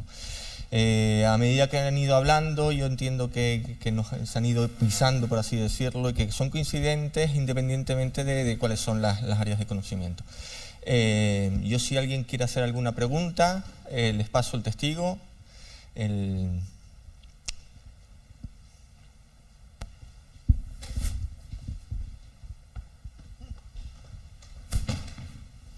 Yo, para añadir lo que dijo Elena, yo, como casi todos los que estamos aquí participando, somos predoctorales, casi todos, y cuando uno está con el contrato predoctoral ya está pensando el currículum para el postdoctoral, pero hay que pensar que es que antes del contrato predoctoral ya estabas pensando en ese contrato y qué tenías que cumplir. Y yo recuerdo cuando yo me presenté a la predoctoral, lo que más me alucinó fue que nos pidieran libros publicados, capítulos de libros, Q1, cuántos tenía. Pues yo tenía la suerte de tener algún Q1, y de hecho yo creo que tuve la predoctoral por eso, porque por sentido común el que está empezando es casi imposible. Bueno, no conozco a nadie que tenga un libro publicado y todavía no sea ni postdoctoral. Entonces, en el punto ese que se habla de la presión por publicar y tal, no justifica el fraude, pero sí es verdad que se está pidiendo un estándar, una presión que a veces es completamente absurda, a una escala que ni siquiera tienes por qué cumplir esos requisitos, porque es que ni siquiera te toca llegar a ese nivel. Solo no puedes ser predoctoral y ser una eminencia en el campo. Entonces, va un poco en lo que decías, en la línea de eso. Bueno, es que es así, es así. O sea, ya para optar a una ayuda, a un contrato predoctoral, ya te piden un curriculazo tremendo, porque compites además por muy poquitas plazas y hay muchísima gente compitiendo, porque además cada año hay menos y cada año, lógicamente, la competencia es mayor. Y precisamente por lo que dices, y a cuenta de ahora que estuvieron de moda lo de los becarios cocineros, ¿no?, que están trabajando de gratis ahí en la cocina, los pobres ahí de machaquillas. Lo que está pasando ahora es que hay muchos estudiantes predoctorales que están trabajando gratis en los laboratorios para producir, para empezar ya con esta carrera loca de producir, para tener una producción científica, para ya empezar, antes ya ni siquiera de tener un contrato, ni siquiera saber si lo van a tener, pero ya para empezar a tener la oportunidad de poder competir con un contrato predoctoral. Ya simplemente por eso ya están trabajando gratis como locos. Y eso es un problemón, claro que es un problemón. O sea, ya empiezan con este estrés loco y ya ni siquiera tienen ningún tipo de trabajo ni de estabilidad laboral. Sí, sí, es terrible, y es todo eso, es la curriculitis.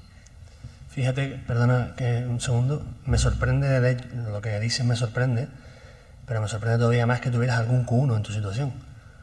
Porque, un segundo solo, yo conseguí una beca del Plan Nacional de Formación en el año 2001 y yo fui con el currículum de la carrera recién terminado. O sea, lo que es todavía sorprendente, o más sorprendente, no te cuestiono, ¿vale?, pero simplemente es que, primero, que lo piden, eso es un fallo del sistema absoluto. Y segundo, me sorprende todavía más que haya gente que lo tenga. Eso ya me parecía brutal. Es que justo lo acaba de decir Elena. O sea, yo no pedí mi beca predoctoral el primer año que yo empecé a hacer la tesis, porque yo no cumplía los criterios. No vas a estar perdiendo el tiempo en una cosa que sabes que nadie lo va a tener. Yo lo pedí al segundo año de la tesis doctoral, donde ya teníamos una publicación Q1. Entonces dices tú, de lujo, porque ya sé que es que al final se convierte en un fraude también el propio contrato, porque la gente que lo está pidiendo no es predoctoral lo que uno entiende que se está empezando. Si es una persona que ya tiene cierto pequeño, pero algo de recorrido para formar ese currículum que le van a pedir. La de predoctoral de aquí de la universidad. Pero bueno, te pasa lo mismo que la del ministerio, te pasa con todas. Y luego lo que pasa, lo que has dicho también, son muy poquitas plazas, la gente tiene ganas de trabajar de esto y hace todo lo que pueda por trabajar por ello y al final te dedicas a lo que dijiste de vocación. Es una vida en la que ya sabes que hasta que no tengas un contrato profesor titular vas a estar enlazando becas y la única manera que tú enlaces esas becas es ser el mejor y la única manera que se mide hoy por hoy eso mejor es por publicaciones. Lo dijo antes el vicerrector, si Einstein fuera estudiante de una universidad española, no hubiese tenido una beca a pesar de tener un artículo que revolucionó toda un pensamiento. Porque solo tenía un artículo. De hecho, su índice H podría haber sido 2 o 3, a pesar de que uno de sus artículos es uno de los artículos más citados de la historia. Entonces, es una cosa. Luego, con lo que decíamos de quién firma los artículos, hace poco conocimos un profesor de una universidad inglesa, de Bristol, que el tío trabajaba en el CERN y habían hecho un grupo de colaboración. El tío ya tenía un índice H de 70 o 80, una barbaridad. Y el tío, claro, le preguntábamos qué hacía en su día a día, si tenía familia porque lo único que ganaba en su vida era publicar. Y el tío mismo reconoció que el hecho de ser cabeza de un grupo le ponían de autor en artículos, aunque él no fuera autor material directo de ese trabajo, sino que es lo comido por lo servido, ¿no? Entonces, al final son medidas que están muy bien, pero que nunca representan la realidad del índice H, el impact factor. Hay muchas otras cosas por detrás. No puedes pedir a los postdoctorales, lo estábamos hablando el otro día, un postdoctoral se le está pidiendo que sea IP de un proyecto de investigación, cuando muchas veces el postdoctoral ya tiene un recorrido, pero es que hay que ir en favor de ese proyecto, no solo puede ser ir al currículum de uno. Ahí tiene no está bien medido. No, es que es el problema, que está mal enfocada. La forma de medir la calidad de un científico está muy mal enfocada.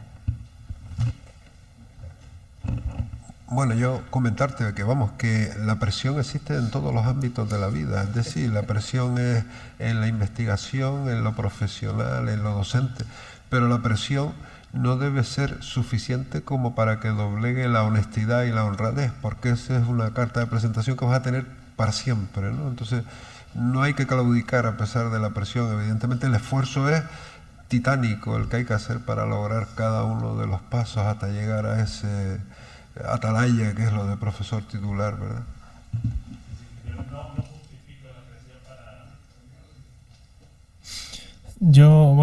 Hola. Quería conocer la opinión de la mesa sobre un tema que creo que no se ha tratado todavía, porque se ha hablado del cómo hacer las cosas de manera ética en la investigación y en el doctorado, pero no en la relación de la ética con el qué hacemos, porque muchos de los que estamos empezando tenemos que elegir qué queremos hacer. Y a veces se le plantea a uno la duda de si hacer lo que verdaderamente me gusta o hacer lo que es mejor por un motivo u otro, que puede ser un motivo totalmente lícito o quizás menos. Quizás hay una perspectiva de una ayuda empresarial y uno dice, bueno, pues me meto por aquí, aunque no sea lo que más me gusta o no sea lo más útil que yo puedo aportar, pero puedo tener un puesto de trabajo. Es decir, igual nos pasa a los doctorandos, le puede pasar a cualquier investigador que diga, bueno, pues me gustaría hacer esto que creo que puede aportar mucho a la sociedad, pero voy a hacer esto otro que me cuadra con un proyecto europeo o cualquier tema así. No sé si ustedes lo ven tan así, yo soy totalmente nuevo en esto, a lo mejor me equivoco, pero quería saber su opinión.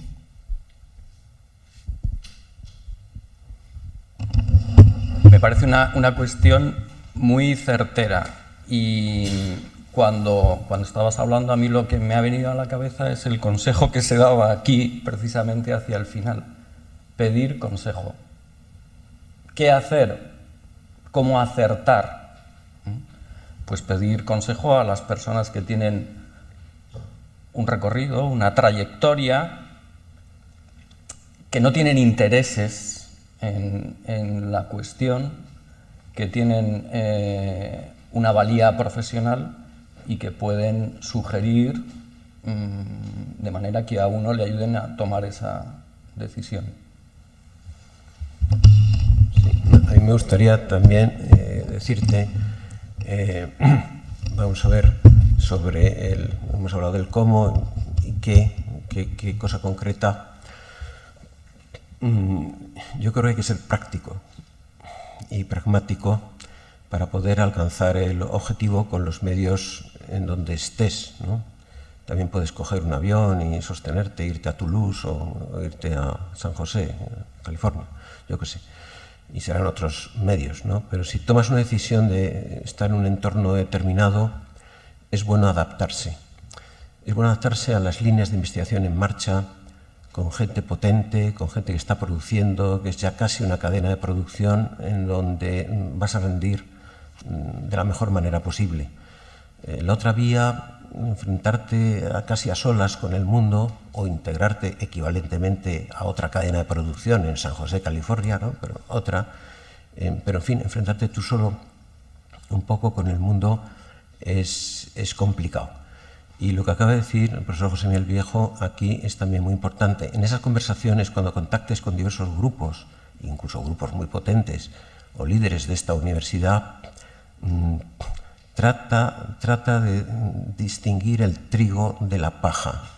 Trata de filtrar el consejo que recibas, porque puede ser un consejo interesado, con un conflicto de interés en el que el profesor o investigador que te da ese consejo a lo mejor está pensando en su interés o en su grupo y no se está poniendo en tus zapatos y en tu situación. Pero eso a lo mejor no es responsabilidad de él, eso es cuestión tuya de pedir segundas opiniones o escuchar un poquito más y tomar siempre tus decisiones personales.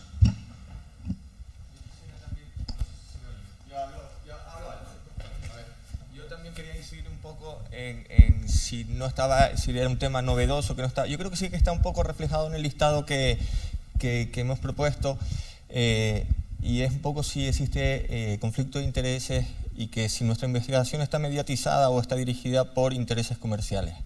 Y ahí yo creo que el científico tiene que tener la autonomía, también dando cumplimiento a lo que hablábamos antes, que es lo del la investigación, y sobre todo con fondos públicos tiene que lleva la premisa del compromiso social.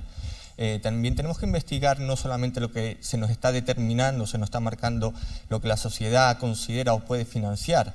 Se me ocurre también en ese sentido, entonces, nada más que no investigaríamos enfermedades, las denominadas enfermedades raras, por su baja incidencia. Es parte del compromiso que tenemos la ciencia hacia la sociedad, dar cumplimiento a situaciones no extensas. Y por otro lado, el concepto de lo que se recrimina muchas veces socialmente a la investigación, de que si no se hace investigación aplicable a problemas reales. Si nosotros consideramos que la investigación nada más que tiene que ser utilizada para dar cumplimiento a problemas actuales, no avanzaremos nunca en el conocimiento. La investigación también es la generación de conocimiento que se anticipe a los problemas actuales. Entonces, un poco, yo creo que va en ese sentido. ¿Tengo que investigar lo que se me determina que investigo o puedo ser novedoso? Al ser novedoso vas a dar cumplimiento a ese compromiso social y a la generación del conocimiento. Yo creo que también va un poco por ahí.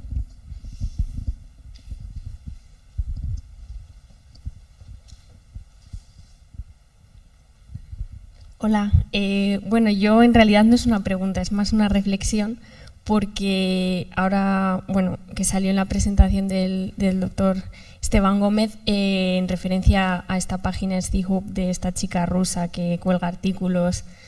Yo quería más que nada, claro, uno se plantea, o desde mi opinión, hasta qué punto para publicar, como ya se ha dicho, muchas veces necesitas pagar a las revistas y muchas veces luego te das cuenta de que la ciencia no es de acceso libre, que luego tienes que pagar para publicar y también tienes que pagar para poder acceder a los artículos.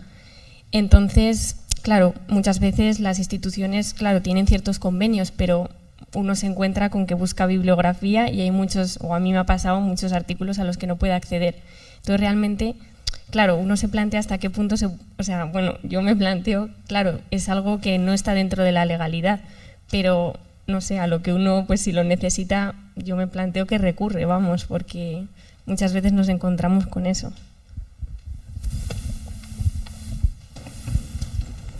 Bueno, bien es cierta que bien es cierto que la ciencia hasta hace un siglo se difundía desde el punto de vista médico para que todo el mundo pudiera acceder a ella. El desarrollo económico y social determinó que los investigadores publicaran, pero de por medio aparecieron unos intermediarios que fueron las editoriales. Las editoriales se apropiaron, entre comillas, de aquellos investigadores que publicaban y que el acceso a esa información no fuera universal, sino que estuviera supeditada a un coste económico por el cual la editorial obtenía un beneficio, cosa que no obtenía ni el autor de la investigación y la publicación, ni siquiera los revisores, que como bien se ha dicho aquí en esta mesa, realizan una labor altruista. Evidentemente, esta señora, que no era rusa, sino de Kazajstán, de la República, pero sin ser Rusia, hizo este programa para universalizar todas las publicaciones, para no ponerle paredes. Por eso puse en el título el Robin Hood del siglo XXI. Evidentemente, la Universidad de Las Palmas de Gran Canaria afortunadamente tiene acceso a través de la biblioteca a todas las páginas y a todas las revistas que se publican como un recurso que tienen no solo los doctorandos, sino toda la comunidad universitaria para acceder a ellos. No obstante, de forma paralela discurre esta página, que es utilizada, como yo sé, por muchos profesionales. Bueno, yo voy a opinar en la línea que lo ha hecho el profesor. Tú, como miembro de la comunidad universitaria, tienes acceso a través de la biblioteca a todos estos recursos en los que nuestra universidad invierte un importe considerable, ¿vale? Antes hice referencia a ello, o sea, es así el circuito que tenemos actualmente establecido, contra el que ya existen muchos movimientos, incluso Europa, a través de la Comisión Europea, el proyecto Horizonte 2020, etcétera, propugna la difusión en abierto del resultado de la investigación financiada con fondos públicos, porque es la única fórmula para que esa investigación revierta en la sociedad y todos y todas podamos acceder a esa información. Publicar en abierto tampoco es una cosa que sea gratis, ¿no? Están varias vías. Está la vía verde, que sí que es gratuita, y la vía dorada, en la que el acceso a la revista puede ser gratuito, pero para publicar en ella tienes que pagar, ¿vale? Son revistas en muchos casos con alto factor de impacto. Y que las instituciones, la nuestra es una de ellas, en algunos casos llega a acuerdo con esas editoriales para poder ayudar al investigador a que publique en esas revistas. Es verdad que el alto coste que tenemos que pagar por acceder a ese tipo de recursos podría ser uno, y de hecho es uno de los argumentos que se esgrime para justificar actuaciones como la de esta chica, ¿no? Que prácticamente lo que ha hecho es piratear toda la documentación que se difunde a través del Sevier, que es el monstruo que difunde las revistas actualmente. Las revistas más valiosas se difunden a través de ellos, de Springer, etcétera. Pero bueno, mientras el modelo siga siendo el que es, nuestra universidad no puede potenciar de ninguna forma que se acceda a ese tipo de información por esa vía, sino por la vía que legalmente está establecida, y en tu caso, afortunadamente, tienes la biblioteca para poder acceder a esa información. Así que te invito a que, cuando quieras, consulte. A mí me gustaría añadir algo, y es que lo que acaba de comentar la alumna es bastante interesante, porque quizás sí que ha quedado fuera del debate de la mesa a lo largo de la mañana, que es hasta qué punto la ciencia como negocio es beneficioso o incluso perjudicial para el tema de que estamos tratando de la ética. Pero cuando metes el dinero por detrás, lo cubre todo. Y desde luego la ciencia como negocio, las editoriales se han apropiado, yo no diría, como acaba de decir el profesor Esteban, se apropian, firmas un copyright, o sea, le cedes absolutamente todo lo que tú has hecho, se lo cedes a la revista y se lo quedan ellos. Se dan casos paradójicos en los que para utilizar una figura tuya tienes que pedir permiso a la revista que ha publicado tu figura, lo cual es una cosa como absurda, porque al final la figura la hiciste tú. Entonces, desde luego, el dinero, si lo metemos en la ecuación, ahí ya destartalamos absolutamente todo. La ciencia debería ser, como os he dicho aquí, pues de libre acceso, sobre todo si es de fondo público, y evidentemente no tendría que haber este tipo de restricciones. Afortunadamente, esta universidad, y yo creo que no somos ni siquiera conscientes, igual un día desde la biblioteca deberías hacer una exposición de cuánto gasta la universidad, porque son muy pocas las revistas a las que no hay acceso, Y eso sí que reconozco, yo llevo en la universidad del año 2000, ha mejorado exponencialmente conforme han pasado los años, y hoy día hay poquísimas revistas a las que no hay acceso libre de la universidad, y eso desde luego cuesta un dineral al año.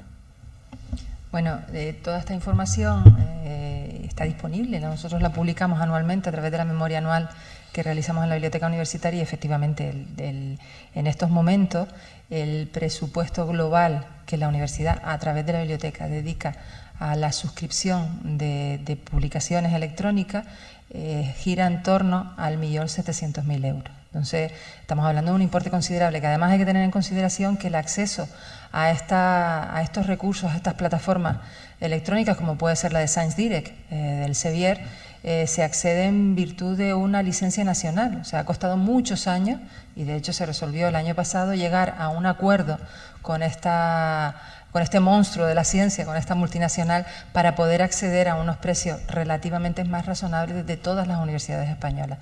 Esta negociación se hizo a través de la CRUE porque lamentablemente el Ministerio, a través de la FESIT, dio marcha atrás y no participó finalmente en esta negociación, pero sí que se ha logrado un convenio de estas características en la misma línea que existe a través de Springer. O sea, las universidades que hacemos, pues agruparnos para intentar obtener los precios más económicos para poder acceder a esta información. Efectivamente, en muchos de estos recursos, si hiciésemos, que lo hacemos también, y en esa memoria tienen el estudio realizado, el coste por acceso, el coste por descarga, hay algunos que se justifican y otros que no lo hacen tanto, pero claro, entramos dentro de esas parcelas que afectan a áreas de conocimiento que a lo mejor son minoritarias, pero que también tienen la necesidad de contar con esas herramientas que son imprescindibles para que puedan desarrollar la investigación, y que por lo tanto hay que mantenerla. Buscamos explicaciones de por qué. Yo creo que volvemos a insistir en lo mismo, es necesaria una formación, una colaboración entre el profesorado y el personal de la biblioteca que gestiona ese tipo de recursos, para que estos sean conocidos, se sepan cómo se maneja, cómo poderlos utilizar y por lo tanto cómo poderlos rentabilizar. En la mayor parte de los casos vamos a San Google y pensamos que ahí lo vamos a encontrar todo, y efectivamente podemos encontrarnos con documentos que proceden de vías que no son muy legales, de fuentes que no son absolutos fiables y que sin embargo utilizamos. Así que bueno, que les animo a que indaguen un poquito, que acudan a la biblioteca, que a través del profesorado también lleguen a esos recursos y podamos rentabilizarlo como realmente se merece, ¿no? Sí. Bueno, vamos a ver, por no discrepar, pero añadir un nuevo perfil, y hablando desde el enfoque de ciencias técnicas y experimentales, el debate sobre Open Access o revistas de pago es complicado. De nuevo me remito a que la situación sería mejor estudiarla caso por caso, ¿no? Ciertamente en ingenierías no puede uno